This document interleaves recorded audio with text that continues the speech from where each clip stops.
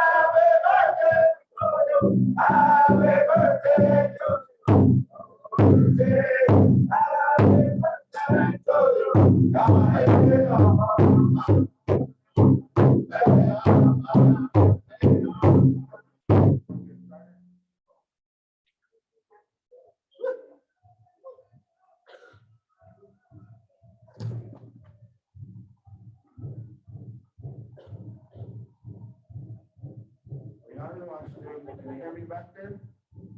Thank you. Can you guys sing a little bit louder and I'll do these guys over here? Just kidding. I want to thank you coming back for Apendu Ichinupa, day number 2.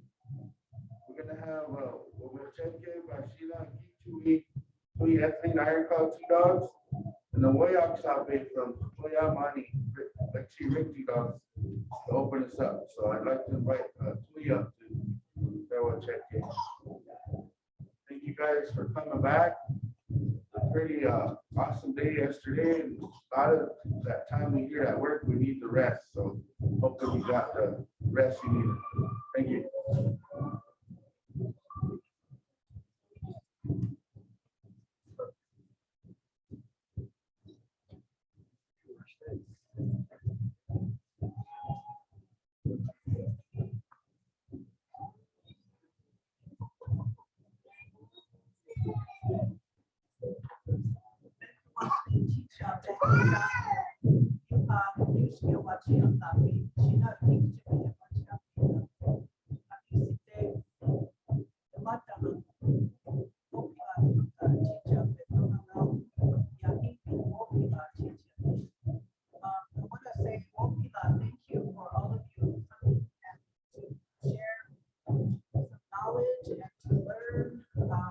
Every time I come to one of these,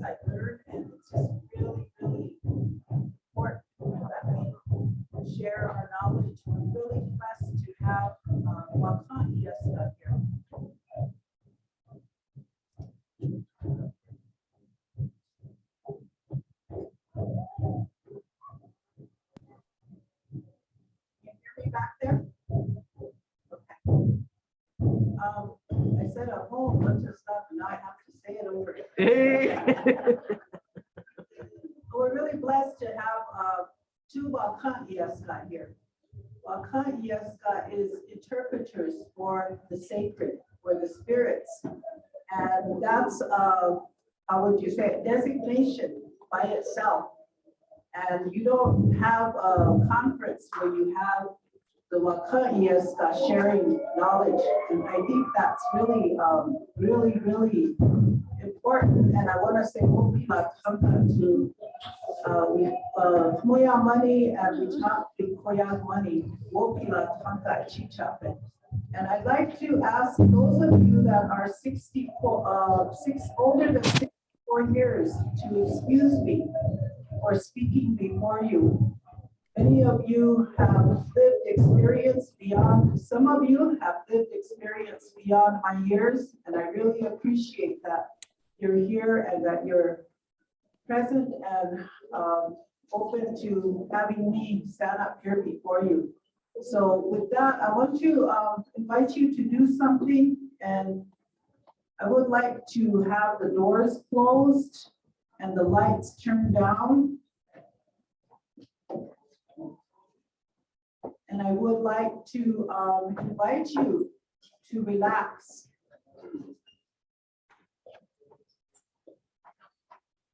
She said the lights are behind me. Yes, I'm in charge. While we're doing that, I'd like to really say Woyaksape to my Shishi Toshka, Leon, my SCT, my Koja, Caitlin, my Jeff Kashi, Abby Yakuzan, my Koja, Eltina, and also Koja Daddy. They put a lot of work into bringing this together. So what I'd like you to do is I'd like you to close your eyes. Relax, sit back, put both feet flat on the floor. Relax. Take a deep breath in your nose, out your mouth. In your nose, out your mouth. I would do it, but I'd be breathing real heavy into the mic, so I'm not going to do it. And the reason I invite you to do that is because we're rushing here and there, and our thoughts rush here and there. Right now, some of us are concerned about things in our families, things in our homes, things at work. Maybe something happened, maybe somebody's sick. So close your eyes and imagine,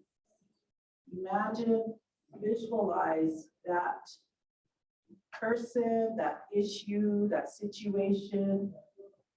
And I'm going to ask the singers, Oglala, for being here too, and also the spirit of the Chanchela Oglala, to the spirit of the drum also. I'm going to ask them to sing very softly a prayer song. And in this, while they're singing this prayer song, then I'm going to ask you to visualize an answer, a thought, something might come to you, a message about whatever you're concerned about, whatever you're worried about. And while they're singing, then I'm going to say a prayer. So close your eyes, take a deep breath, relax, drop your shoulders, clear your mind, and just visualize whatever it is that you would like to pray about.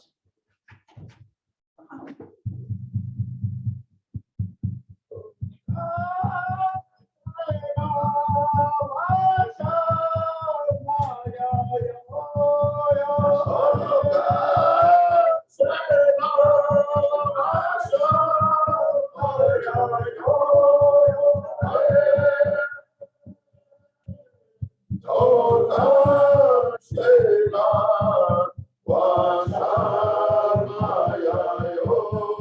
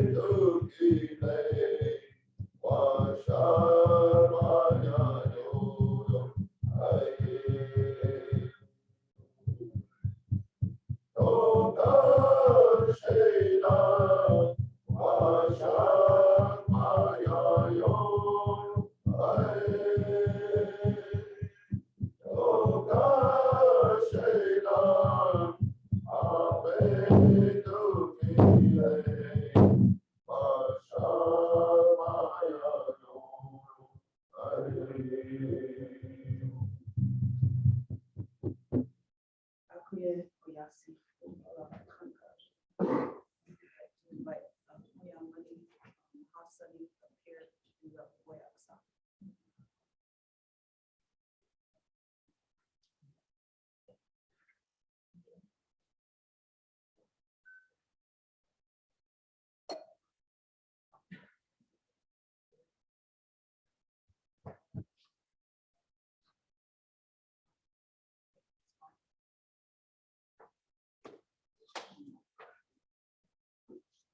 Invite some.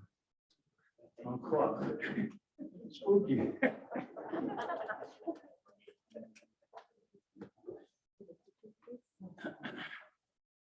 and my, can you hear me okay back there? Me and my cousin, Richard, who's first day, about 2 days ago. There's a little man walking around.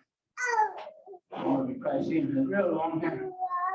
He's out in the lobby. I think his name is Eric Ear. He's from Canada, Lakota.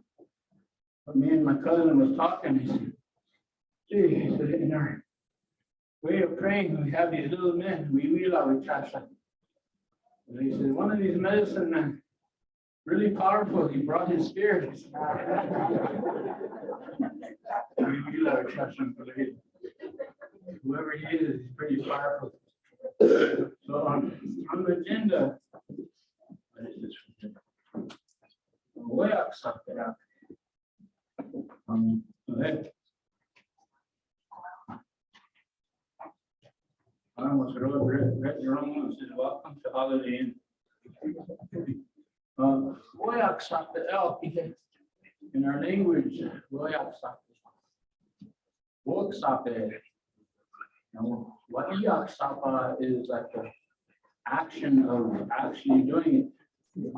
So, Woyaksape is to talk.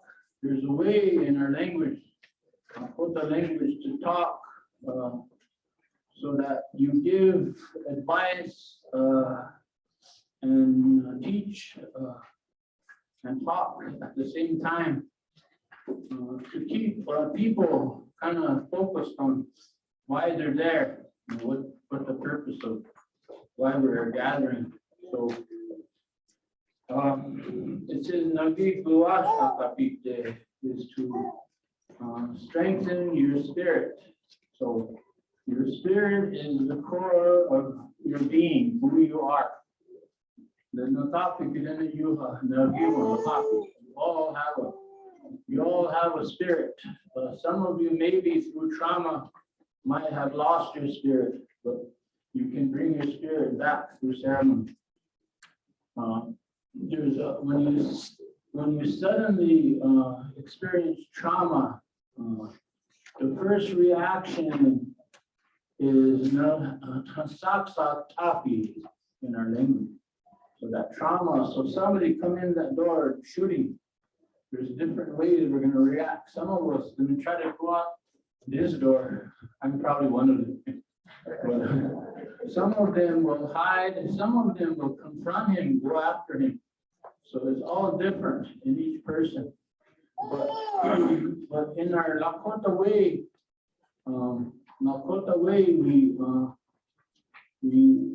you can lose your spirit at that moment.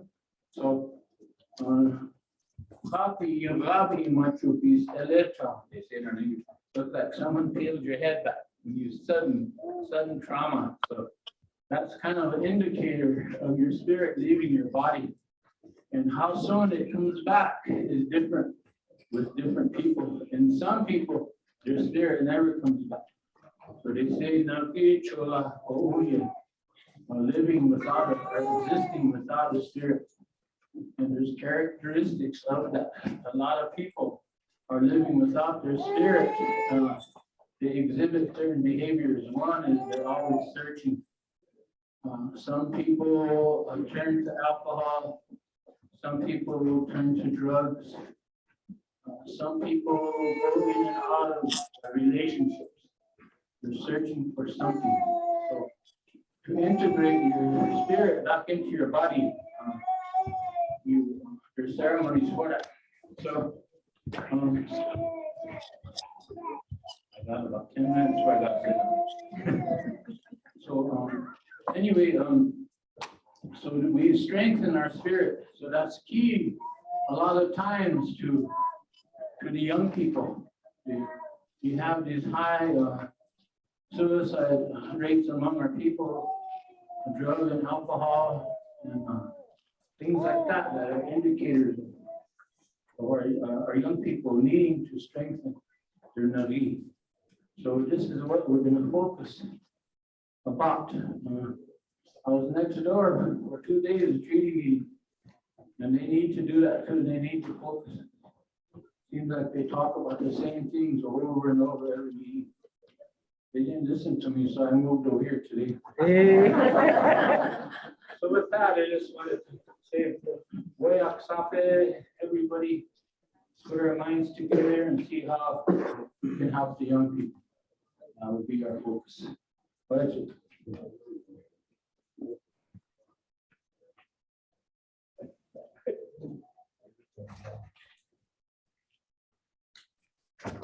Well, thank you, Lexi. Appreciate those.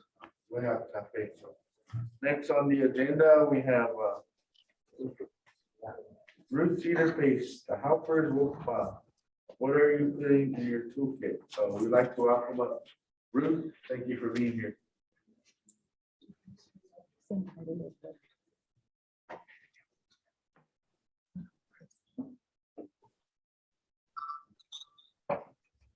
Ruth, it's going to take me a minute or so. It'll take just a moment by the time I share it and everything. Okay.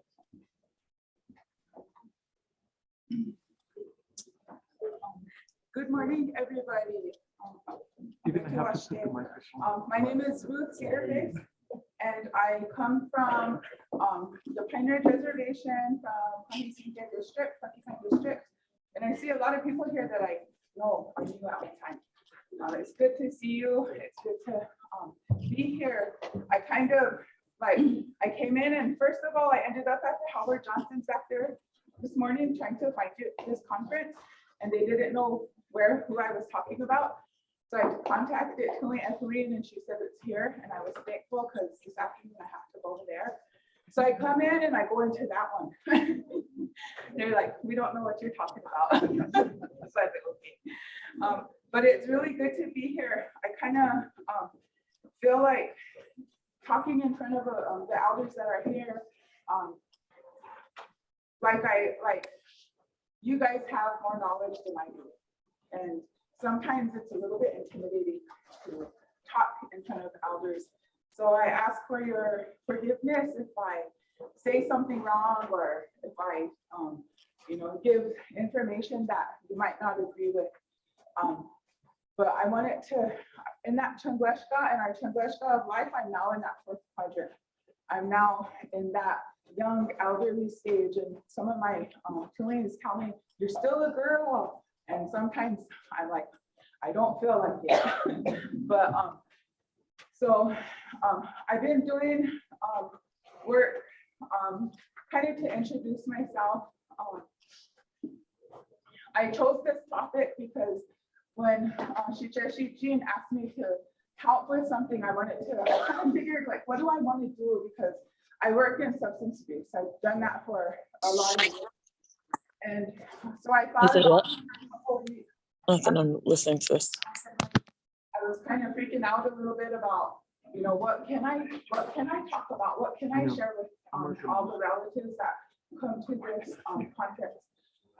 And I was thinking, wow, I could do all kinds of statistics, I could do all kinds of, you know, stuff like that. But I thought, no, I just want to share something that's been my experience over the years that I've been doing this work. So I wanted to share a little bit about self-care and about how I handled that and how I did that over the years of the work that I've been doing. A lot of times I've been an addictions counselor for 28 years. In March, it'll be 29 years. And I know, I only look like I'm 30. Hey, I'm just kidding.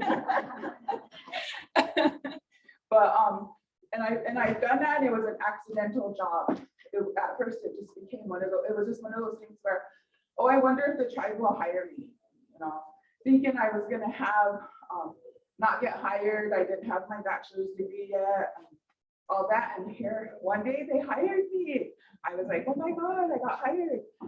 And I went to TV, and at that time, Ethleen was the director, and I started working in that program. And for me, it was a temporary job to do something till I got my bachelor's degree. Then I was gonna go college somewhere and become a criminal psychologist. I don't know why, but I was gonna do that. So I ended up working, and I started working there, and here I fell in love with the work.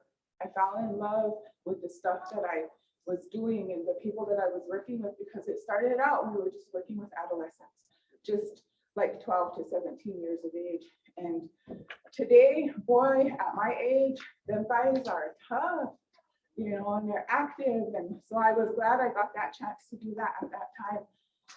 So time passed, I became a credentialed counselor. I got my bachelor's degree. The whole program changed when we left. Ate Rick was there as one of the people that helped us and helped the young people that were there. And things changed. And so, you know, I continued working there. And it was a job that I left 3 times. And each time I left, it was not because of the clients. It was not because of the young people. It was not because of the work that we were doing there. It was because of the unhealthiness of coworkers. And at that time, I could say I was one of the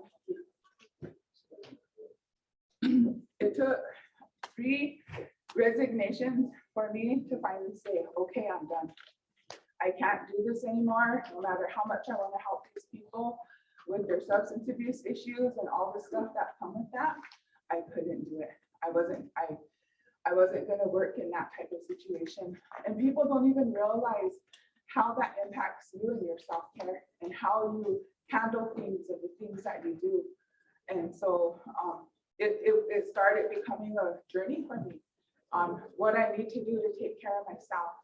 And a lot of times it was like, take care of yourself and then take 2 steps forward and 20 steps backwards in that self-care process. But that's just being human. I learned that. I learned I didn't have to be perfect. I learned I didn't have to be all of that. And so I thought about that, and I thought, this is what I want to share, because I really feel like, and I'll get into the details of that later, but I really feel like what we do impacts the people that we work with. No matter what people say, leave your luggage at the door. How many of you can actually leave your luggage at the door when you go in? Because I know I couldn't, but it was how you handled that when you went inside that door that mattered. And so it was really important for me to learn that. So now that I'm in that young elderly stage of my life, I can actually say that I feel like I do have some wisdom to share, especially to the younger people who are starting out in their career fields, to the young people who now are going to be working and helping people and being the helpers How many of you guys work as counselors or social workers or like in areas where you help people? Okay, good crowd. I was gonna have you guys do games and stuff, but good thing I didn't because we're not even big enough to do that. Okay, you could go ahead.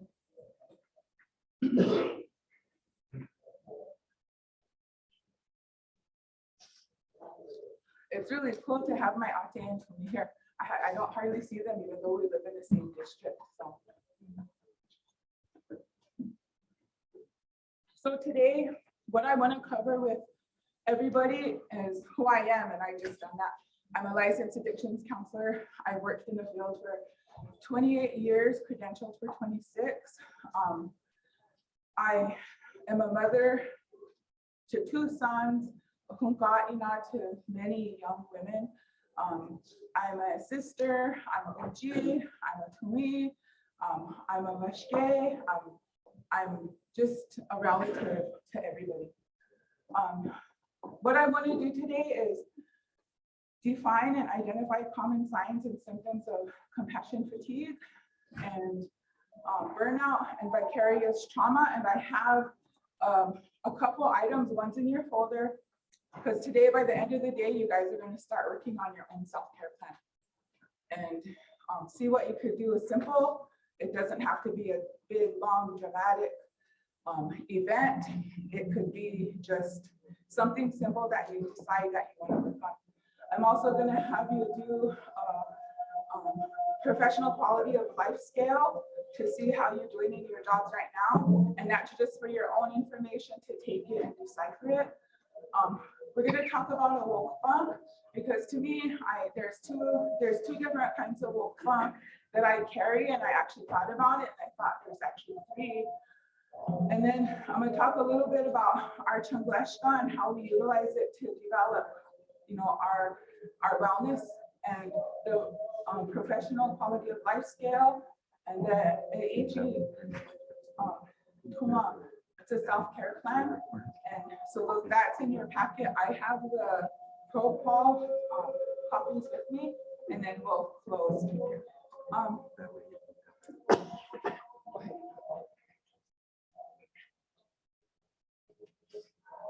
Keep going.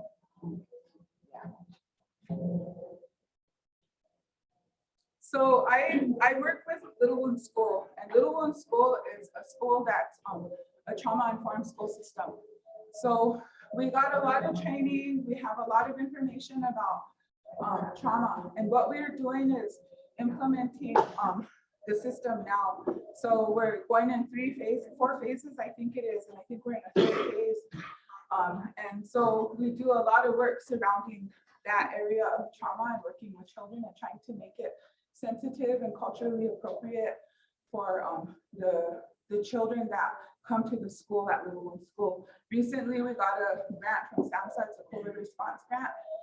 And we have the program that's called Chanku, and that's the program that I work in. I work with 2 other staff members. I'm the licensed addictions counselor. Then we have 2 that are, one that's an LPC and one that's going for his hours to become credentialed. And so what we're doing is we're working with the students to address the substance abuse and mental health, because substance abuse will not address mental health, and mental health will not address substance abuse. You either have to address one or the other. And we know that no one with those issues walks alone with that problem. We know substance abuse comes with mental health issues, and we know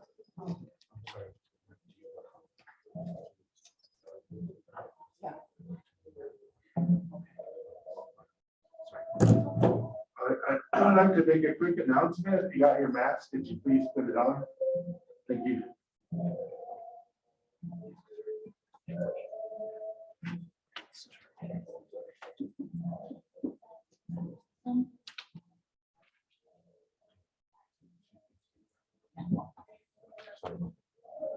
I guess I have to use my mom voice now. So we work that. That's what we're doing now. And then I have a private practice called Family Services. where I do substance abuse work in a private practice setting. So one of the things that I wanted to do was I wanted to define these different areas, because one of the things that I think is that, and from my experience, is that we go around not realizing that maybe we're in a burnout, in that burnout area. Maybe we're starting to do the burnout and we're starting to have problems. We're starting to say, oh, I don't want to go to work, or different things like that. And burnout is the physical and emotional erosion, because when you're going through this, you're slowly losing everything that you have, your passion for your work, you have the desire to help, you have those types of things, and those things slowly erode away when you're starting to do get into the burnout phase. And it's a time when you feel regularly unsatisfied, powerless, and overwhelmed at work, where maybe you would usually talk to your supervisor and ask for solutions on something, but after a while, you're just not wanting to do it anymore. You just don't feel like you have what you need to do that. And I know I've been in that position. Like I said, I quit one job 3 times, and I've been in that position 3 times. And even to the point of when I finally left, I was like, I am never doing this work again. Heck with that stuff. I am not doing this. I am not working with people like that. I am not going to do none of that stuff. And so it does take its toll when you're in that phase. And some of you, think, well, what's wrong with me? What's going on? And it could possibly be burnout. And then you have compassion fatigue. And compassion fatigue is a deep emotional exhaustion experienced after repeated exposure to traumatic situations or stories. It affects one's ability to feel empathy for their clients, coworkers, or loved ones. And the reason why I wanted to really talk a lot about this stuff too is because a lot of times people think, well, I'm not, it's not affecting my home, or it's not affecting my work. I worked with behavioral health at IHS for several years as a behavioral health specialist. And I worked in that time when there was a lot of suicides going on the Pioneer Reservation. And we constantly had people coming in and being suicidal and, having to work on-call hours and be at the hospital at 2 o'clock in the morning, 3 o'clock in the morning, and go to work and then deal with more of the same. It was tough. And I felt like at that time I started getting compassion fatigue, and I started, feeling like I couldn't handle it. But then I made myself, and then one time my boys were teenagers then, and I went home, and I would go home, and they like to be in their rooms. They were that age where they just wanted to be left alone and all that. But because of everything I was dealing with, I would go in and say, are you guys all right? Are you guys okay? Are you sure? Do you guys want to talk to me? Is there something, and I kept putting that stuff with those kids onto them, with the young people I worked with at behavioral health. And one time, thank God my sons are level-headed young men. My sons came up to me and said, geez, Mom, what's wrong with you?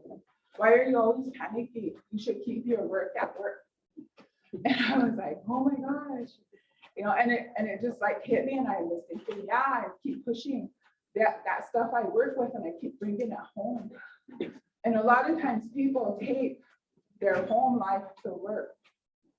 And I worked in situations where I worked with women who were in domestically violent relationships, and they would come to work, and they would, have their they couldn't handle the things that happened at work.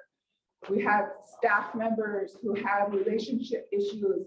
When they came to work, it came over onto the clients, and they would overshare their stories. Sometimes self-disclosure is good, but when it's too much, it's not. And that's what was happening with some staff. And so things would happen in that way. So so when you get to that point and you have compassion fatigue, it starts affecting not only the people you work with, but the people you live with and the people you love. And they may not say anything. I'm so thankful my boys had the ability and the capacity to say that to me. But, you know, if I hadn't, what would I have been like to them? How would I have carried that on and on and on with them? And so I was really, really thankful for that. Then you have vicarious trauma. That's a profound shift in the worldview after being repeatedly exposed to the traumatic experiences of others.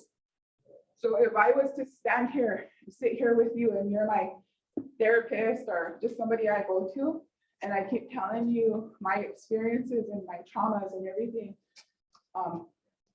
you can get experiences vicariously through me. It transfers to you. Though they have not experienced the traumatic event firsthand, they may develop symptoms similar to PTSD. So if you are experiencing that vicarious trauma, you could start getting those symptoms of PTSD. You could start having the different things. And on the next slide, we talk about some of the signs and symptoms. So the signs and symptoms of burnout, one is you're exhausted. How many of you worked in a job where at the end of the day, you were exhausted and you weren't, it wasn't because it was a good exhaustion? I know I did a lot of times. In burnout, you become disconnected. You become disconnected to the job, you become disconnected to the people there, you become disconnected to your family. It starts affecting everything that you're doing, your passion for the work, that type of stuff. And so you start becoming disconnected in a lot of different ways. And it affects you in your whole life areas. You're mental, disconnected. You don't think, you don't process things the way you should. You have forgetful moments. And not just brain, it's our old age stuff. And I'm getting those more sometimes. It's like an emotional disconnection. It's a physical disconnection and a spiritual disconnection. So you lose sight of all those things when you're in that burnout stage. You get increased anxiety, and that's hard because anxiety is really hard no matter what. But when you're dealing with it in the burnout stage and it starts increasing, I know I never had to deal with anxiety that I remember, that I know of, until after my mom died. And then I realized, my first experience of anxiety, and it totally freaked me out. I was like, what's wrong with me? How come I'm doing this? What's going on? And it was freaking me out. And so, but when you're in a burnout stage, it's like it keeps going up and up and up and up until pretty soon you're gonna end up like having an emotional breakup or physical problems, illnesses, things like that will start happening. Then your depression, if you're already dealing with depression, it will increase. If you haven't already dealt with depression, you will start getting the symptoms of depression. And then the inability or limited investments in reaching work goals. So you just get tired, you're like going and like, oh, I'm just gonna do this much, and you just want this done today, so that's all I'm gonna do. Or you go in and say, I know one thing, whenever I was going through that burnout stage, I would go in and close my door and sleep at my desk. Because I was exhausted and I didn't want to be there. And I didn't like being there, and I didn't want to do the work that I was doing in that place. So, you know, goals weren't important to me anymore. They were the farthest thing from my mind. Then when you go in compassion fatigue, signs and symptoms of that is you have chronic physical and emotional exhaustion. So sometimes you end up like feeling really like physically not well, like physically, like you feel like you ran a marathon and you know you didn't run anything. Or you feel like you got hit by a truck and you didn't do anything to make you feel like that. You're so tired, and emotionally you just can't anymore. You just want to sleep. You just want to do whatever you want to do. You just want to exist without people bothering you. You get irritable. Boy, sometimes I used to think, my boys sure survived an irritable mom. And so I had to apologize to them for those times because it was my, compassion fatigue. I was tired of dealing with not the people I worked with, but the people I worked for, meaning patients, clients. It was the staff I worked with that caused that. I would have difficulty sleeping, waking up every hour on the hour, sleeping real hard and waking up tired. Or either that, I would sleep 14-hour days, nights. I would just go home and get crawl into bed and sleep. And still wake up tired. Changes in weight. I wish I was a person that lost a lot of weight, but no, I find everybody that loses weight, it comes to me. And so I knew whenever I was in trouble because I would start gaining weight. And then I would have to stop and look and see why. Because for me, although I didn't have an addiction to alcohol or drugs, I have an addiction to food. And so it's something that I have to really, really be careful of. And so when I was in that mode, it became, a difficult thing because then I would start putting on more weight when I didn't need to and I didn't want to. And headaches. Sometimes you're sitting there and all of a sudden you get that headache. And those headaches that don't go away, you take a Tylenol and it don't go away. And you're like, oh, it's right here. No, it's back here. Oh, it's right here. Those kind of headaches that are just there for no reason. And then you go in and get checked. You go in and get physical done and they're like, well, everything's okay, but are you stressed out? That's the kind of thing that those kind of headaches come from. And then when you're in compassion fatigue, you have poor job satisfaction. Hence my 3 resignations from the job that I actually loved, but I was just tired of dealing with other people's BS, basically. Then you have vicarious trauma. Although their experience is not developed firsthand, they can develop symptoms similar to PTSD. And some of those are intrusive imagery. So if I'm a domestic violent victim and it's extreme and I'm telling you my meetings and my treatment and all of that repeatedly, you can take on that stuff and you can start having intrusive imageries of that stuff, even though you're not doing that yourself. You can start dreaming about the situation, having nightmares about some of the things that your clients are telling you or the people you're working with are telling you. You start dreaming about that type of stuff. And then you avoid situations or activities associated with the trauma. So instead of wanting to learn more about things and say, come to a conference like this or whatever, you end up avoiding them, not wanting to do it because it's just too much. It's just too much and you can't handle those PTSD symptoms. And so, those types of things are things to look at, especially for people who work directly with people who have substance abuse issues, because it's not just about alcohol and drugs. There's a lot more other things that come with that. When you deal with people who have mental health issues, they're not just depressed. There's a lot more that comes with that. So you have to really be careful about taking care of yourself and working on that, taking care of yourself consciously, because I know at different times in my life, I didn't consciously take care of myself and I ended up having a really tough time trying to come out of it.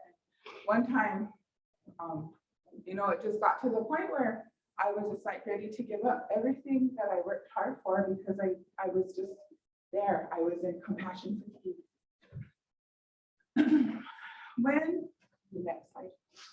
When you're working, Native people working and non-Native people working among the Native people, I guess, and among Indigenous people, there's cultural considerations you need to take account for, and you need to be aware of your own stuff too. So one of the things is the historical trauma, but not only that, historical trauma of that place, but the family trauma. If you're gonna work with a family, an individual, you need to know their family traumas. You need to know what's going on with them, because the person you're working with didn't get there just automatically poof, and they're there as a client. There's things that built up to it over time. And usually the main thing that started that off was a trauma that they probably experienced as a child. So not only knowing our own historical trauma, but their historical trauma. Knowing their families. Did their grandparents go to boarding schools? Did their grandparents get sent off on relocation? Did, that type of stuff, you need to know that as well. Then you need to know the culture. Not saying no, well, I guess I should say you need to know our culture too, or whatever culture you're working in, but you also need to know the family culture. Because no matter what, every family does things a little bit differently than the next family. We may live in the same community, we may live on the same reservation, but my family will do something different, little bit things different than the next family. They'll handle things in a different way. Some have learned and are more healthy in dealing with their stuff, and some haven't yet, and they're still in that area of hiding and keeping secrets and that type of stuff. So you need to know that person's culture. You need to know what's going on in that community. You need to know what's going on in that family culture, and also tying it in with the community and the culture in general. Also working for Oglala Lakota woman working on my reservation, I had to really, really look at my community and my personal expectations and keep track of my role. Because I come from the reservation and I grew up there and I lived there my entire life almost, and went to school there and went to college there and worked my career strictly with my Native people, that I had to really keep track of my roles. Because one of the things that happen is, like, if you have to deal with your family members, you have to be really clear if you have to, because they might expect you to be anti-group and don't say nothing about this. But as the helper, you might have to, not listen to that. The mandated reporting thing in Indian country is really hard, because a lot of times where I work, people were afraid to do the mandated reporting because they were afraid of retaliation from the people. And a lot of times it was their own families that they had to report, and they were afraid of them. And so there's that really fine line about keeping your role separate, your personal roles separate from that. But on the other hand, my total belief is that they're still my relatives no matter what. So even if I have to report that there's abuse going on or neglect going on in this home, they're still my relatives, and I still have to respect that relationship, and I still have to acknowledge it, and I still need to make sure that at some point I talk with them just to see where they're at. And if they want to not like me or be mad at me, that's fine, because that's a hard thing to deal with, have your family report it. Because a lot of times we're used to, because of addiction and that type of stuff, we're used to having our secrets kept. We're used to keeping them and not letting people know like as if nobody knows what's really going on. That's the sad thing, everybody on the reservation knows something about something. Then loyalty and duty. So like, what are you gonna, loyalty is good, but sometimes you have to just do your job. You have to say, okay, this is my auntie, and I need to report her, or I need to get her into treatment, or I need to, whatever it is you need to do, that's gonna help her. That's what you need to do. That's your duty. The loyalty thing has to come second, because if you go just by loyalty, sometimes you could do harm. And when you're working with people, you have to make sure that we do no harm. the best way you can, you do no harm. And so that's some of the things you have to do that. And then the good old lateral violence in Indian country. It's really, sadly, it's really prevalent because people, I don't know, insecurities, that type of stuff. And so they take it out on each other, like, oh, she's, you know, she thinks she's all that, you know, kind of stuff, you know, and she's doing an awesome job with the work she's doing. But because of that lateral violence, then I start these little rumors and I start talking down. And that's not good because we're relatives. And no matter what we do, respecting each other and that kinship system that we do have, and that's still intact, she is my Tojan. I consider her that in a relationship, in that personal relationship, and that kind of relationship never crosses over between that loyalty and duty. They're always going to be a relative no matter what. No matter what, those little kids that we work with at the schools, those are my tapojas, my tojan, my toshka, you know, but whatever they are, they're going to be that no matter what. But I still have to be able to go and help them the best I can in the best way that I can. So you have to look at those cultural considerations.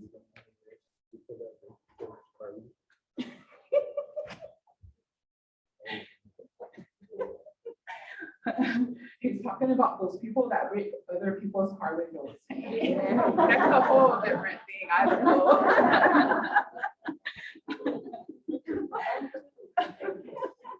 Well, that will be another presentation. Part 2. That will be part 2 next year, right? I know. I'm like, damn. That's a car, nice car, but it has no windshield and no back window and the tire's gone. Just sitting there overnight. So as a professional, there's risk factors and vulnerability factors, but on a personal level as well. So when you're dealing with these areas on a professional level, if you're specializing in care that introduces them to extreme issues and needs, you're at risk for burnout, compassion fatigue, and the other one. Oh, vicarious trauma. I have to remember that one.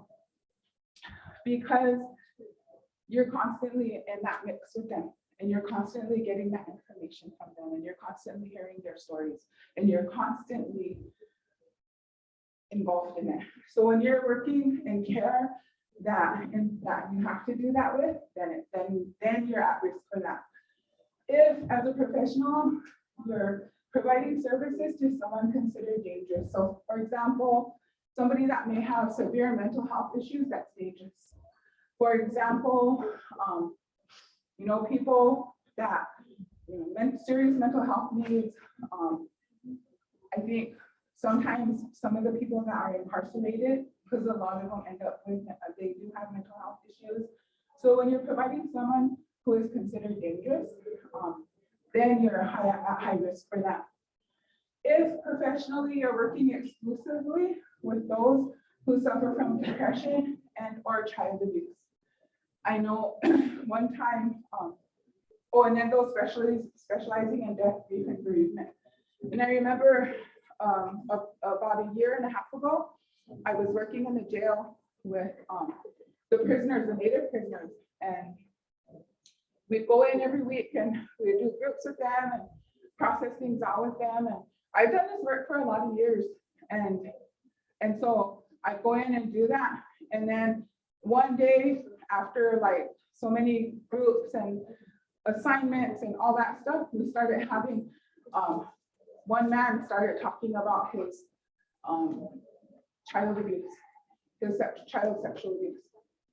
And he started talking about how old he was and about what happened and about how he started using substances because of that, and about how he got to the point where he would blank out when he used, and about how he went and committed a crime that he does not remember because of his being addicted to a substance. And so he was facing life in prison. One of our boys one of our young men. And then it was like boom, boom, boom. They started telling their stories. And it was like 12 inmates sitting in that room with us. And they started talking about their abuse. One was 19 years old, facing life in prison for committing a crime he did not remember because he was under the influence. And it broke my heart because I have sons that age. And as I sat there and as I listened, we got done, we prayed, we smudged them off because they actually let us take smudge into the jails that time. So we smudged, we prayed with them, and then we gave them work to do. We processed them out, made sure they were okay. We left. Then that next week we went in again, and man, I tell you, that stuff got to me. That stuff got to me. And so I had to really take time for myself after we were done with that group, after they completed that program. And then we ended up, I had to take time for myself and take a break from doing that work for a couple of weeks.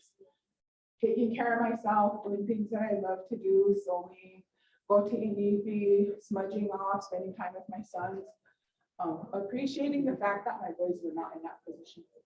Appreciating the fact, but knowing, knock on wood, that anything can change that situation at any time. So I'm always on the watch out for them girls that my boys like. Because those change really fast. But so I think, you know, that's the kind of thing when you're into those types of situations and you're hearing those stories on a daily or on a constant basis or continual basis. Professionally, you're at risk to burn out. You're at risk for all of that stuff. Personally, if you have personal and collective trauma history yourself and within your family system, and you do work with people or you're around that, you have risk to have burnout. If you have a high stress personal life, you're at risk for that. And that's something that I had to really work on, was my stress levels in my life, because boy, I would just, and especially when I decided to quit a really cushy job to go and start my private practice, my stress levels went like really high because I was freaking out that I wouldn't get work. And then my son, my older son, he's 25 now, he laughs every now and then. He says, Mom, remember when you was freaking out and you were trying to panic and you were saying, what if I didn't get work? And then you got too much work. And I said, I know. Yeah, thank God. Thank God I didn't, burn out then. But, and then so it was like a lesson again, periodically in my life, I have to really watch myself because I know what happens when I get stressed out. I know when I'm at risk for that type of stuff. If you're a highly empathic and sensitive individual, then, and a lot of time workers that work with people and help people, they are those people. They're empathic, they're sensitive. They can sense those things from people. They can sense emotions easily and that type of stuff. If that's you, you're at risk. And if you're working with suicide, people who have ideations, people who have attempted suicide and are dying because of that slowly, to me, substance use is a slow suicide. So I consider myself working in that capacity on a personal and professional level, because the work I do isn't just a professional thing, it's because of where I come from and the people that I loved who were addicted, who had addiction problems. So if you fit into any of those categories, you need to really keep track of yourself and make sure that you're not on that burnout place. And that profile that I have can kind of help you see where you might be at. So when we use this Chungweshta a lot in the Lakota mental health, and I really truly believe that everything that we do as Native people, that we have our ways of doing those, treating those symptoms or those issues. But it's also a way to look at ourselves too, because I think all of us, and I have people question it and say, well, there's also other parts. And I agree, this is just the 4 basic life areas. But you have the Nagi, or your spiritual. You have the Tacha, the physical, the Woyaksape, the mental, and the Kawachi, the emotional. That's us as humans. That's who we are. We consist of all of that. And so when you're walking around in these conferences and attending them, you are that person. You encompass all of that. Other people will say, well, you got social, you got, yeah, and I agree, we do. We have all of that, but I just cover the 4 basic areas because that's what you look at when you're trying to find what's going on. So when you look at that, how do you take care of your spirit or inner child? Because me, I think that Nagi is the inner child, is your inner child. And so a lot of times when you go through trauma and hurts and pains and all of that, that spirit of yourself, your inner child, gets damaged and pushed away, or it wanders. When you use substances, that gets affected and your spirit wanders. And so how do you take care of it? What do you do to replenish your spirit? What are the things that you love to do that makes you feel happy and makes you want to keep going and doing those things and enjoying life and all of that? What do you do? What physical symptoms do you notice when you are feeling overwhelmed? What physical symptoms? Me, I get hungry. I'm not lying. When I feel overwhelmed, I get hungry. I want to eat because it's my drug, but it's also, makes you feel good. When you're full and your tummy's nice and hard, whatever, you feel good. That's my euphoric recall right now. What thoughts come up when you're under stress or overwhelmed? What kinds of things do you do in the Woyaksape area? How do you think? Do you think negatively? Do you think I'm going to give up? Or do you have other ways of thinking that help you? How are you feeling emotionally when you aren't in a healthy place? What are you feeling? What do you feel like? Do you feel angry, resentful? Do you feel tired? Do you just feel emotional, like you want to cry? How do you feel? And then do you question, why do you do the work? Why do I do the work? I remember saying that a few times, like, what am I doing? It seems like it's not helping anything. Substance abuse, there's meth and there's fentanyl, and sometimes I think, oh my God, what am I doing?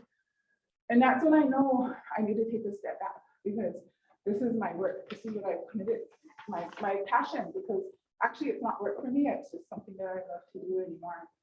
But if I get paid for it, awesome. And have you addressed your hurts and traumas to help others? Because one of the things that I felt, that I've noticed over the course of the years that I've done this work, is a lot of the people that cause hurts for other people have not addressed those things in their lives. They have not been able to clear their spirit of that stuff. They have not been able to clear their minds of those hurts, of those traumas that they had.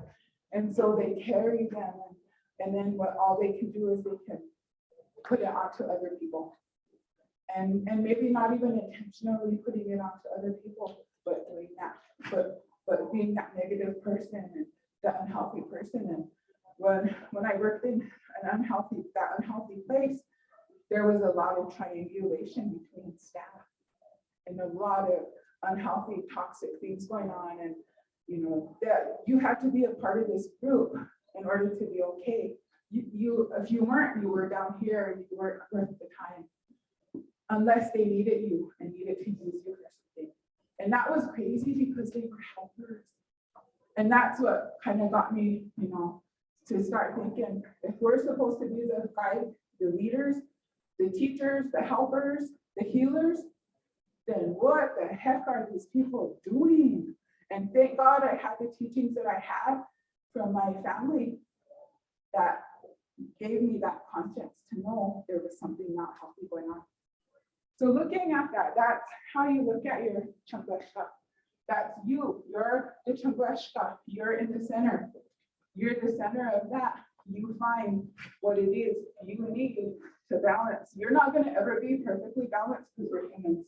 So don't ever think you have to be in a perfect place, but you need to be in a place where you're not hurting people and you're able to help the people you chose to help in your professions.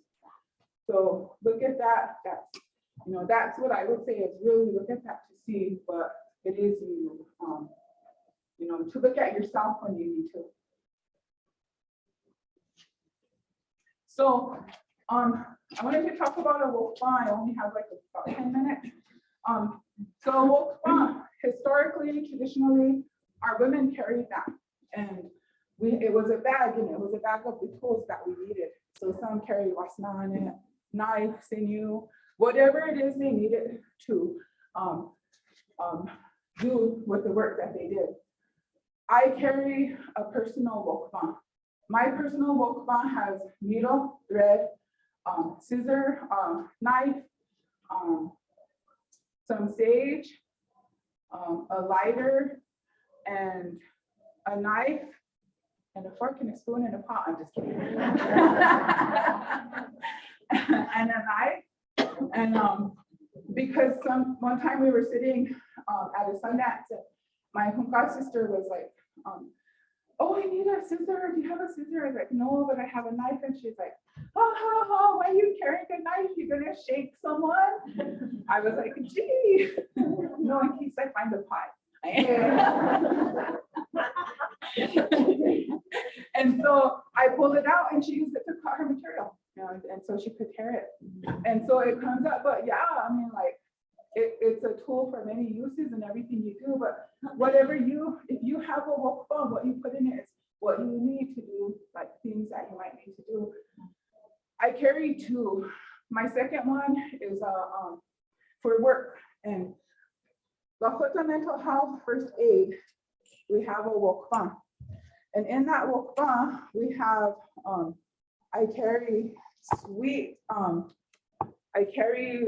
sage, cedar, a shell, there's cedar, and a lighter, and stuff in case we need to work with kids who are having a crisis. And so that we can utilize this to help them continue on and get through what they need to at that point, and stabilize them and get them back to their center. Because a lot of times our children don't know how to do that on their own. They don't know how to regulate. They're dysregulated so bad that sometimes only those items can bring them back. And sometimes song, but I'm not a singer, so I don't try that. I'd probably traumatize them like way more. But then I think, again, the reason why this presentation is, this is my other wokpa. This is my other one that I carry with me at all times. What I put into here, the things that I do for this wokpa is what's going to come out to those children that I work with. So what am I putting into my wokpa here? My work wokpa has the tools I need. What is my tools that I put inside of me? That's going to come out. So am I going to put in anger, or am I going to put in compassion? Am I going to put in something unhealthy or something healthy? And I don't say good or bad anymore, because I don't like good and bad, because there's healthy and unhealthy. So what I put in here is going to eventually come out, and Shar is going to feel it. So as much as I come across as being like, oh, I'm this caring person, if I have anger, these children, these people that are dealing with trauma are sensitive to that. They know when you are BSing them big time. And I've seen young people call out adults on their BS. And so one of the things is thinking we are those tool bags. We are those things for the people we help. So put good things in here. Put those things in there, what you need to do to help those people you work with. So me, I put knowledge about substances, the dangers of it. I put knowledge about mental health issues and the dangers of it. But I also put in my prayer. I also put in my knowledge and teachings that I got from my Ate, Tui, Uji, Ina, all of them come in here. And I take the good things that I can and try to keep them in there. And I'm not perfect because I do get angry and I do have that stuff, and all of us are like that. But when you go to work with somebody, you need to try to clean that out and take what tools you have in here and work with them on that. So in your packet, you have the AEG form. At this time, you guys are gonna look at that and look at your areas. I have a packet here, and it's called the Professional Quality of Life. Can we get this past that?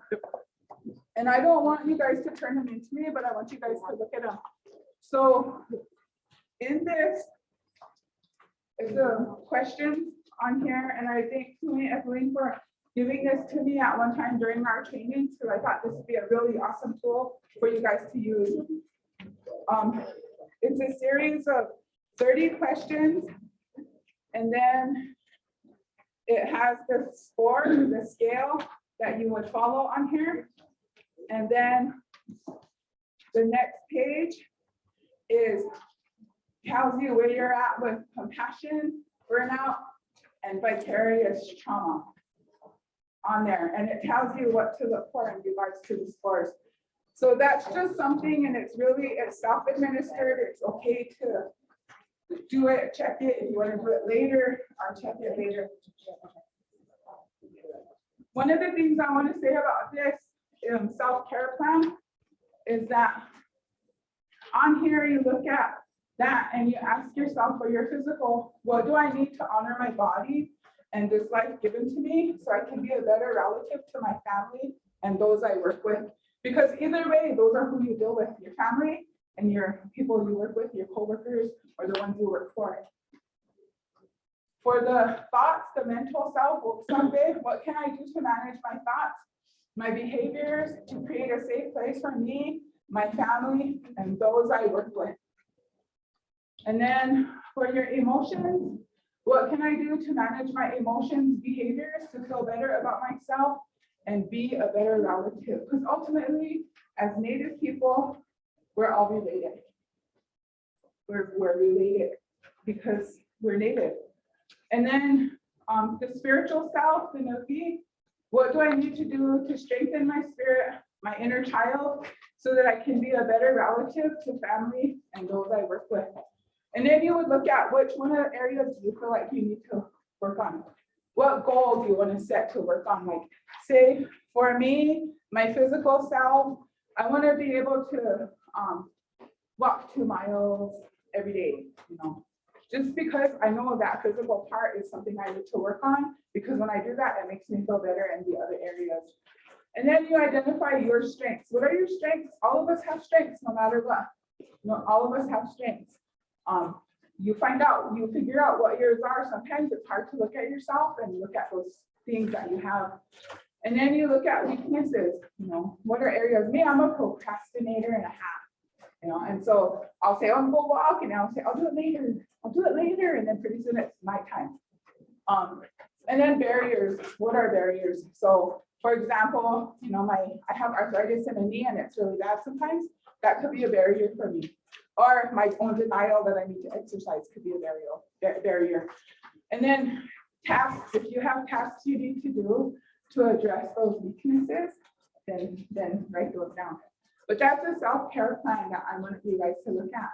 And even if you're not taking it, doing it right now, at some point, visit it and see what you need to do. And even with that professional quality of life scale, if you're not doing it now, check it out, try it and see what you can do. And go ahead. So have to put on my glasses to read what I wrote on this thing. So I guess in summary, working as a helper, you encounter many things, some not so good for you. And if you don't take care of yourself, you become ineffective. You start not being able to be the helper that you once were. When you're able to care for yourself, you're able to help others. Part of self-care is being able to know your limits, taking time out to take care of those areas you need to, so you can be the best helper you can be, and you can be the best gratitude you can be to your family. With that, I want to thank you for your time. If anybody has any questions or comments, you're welcome to share. And I thank you for letting me be a part of this conference. I didn't know I get scared like a few minutes before, and my gift of gab comes into play, so that's a good thing. Thank you.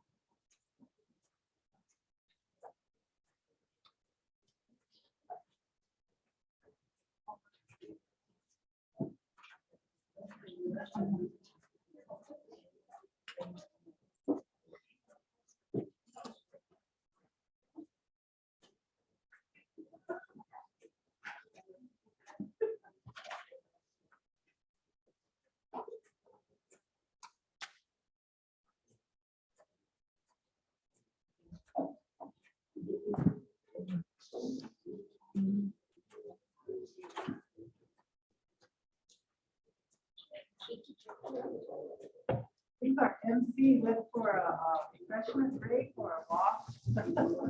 So I'll step in real quickly here.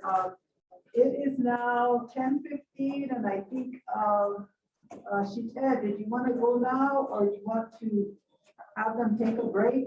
It's up to you.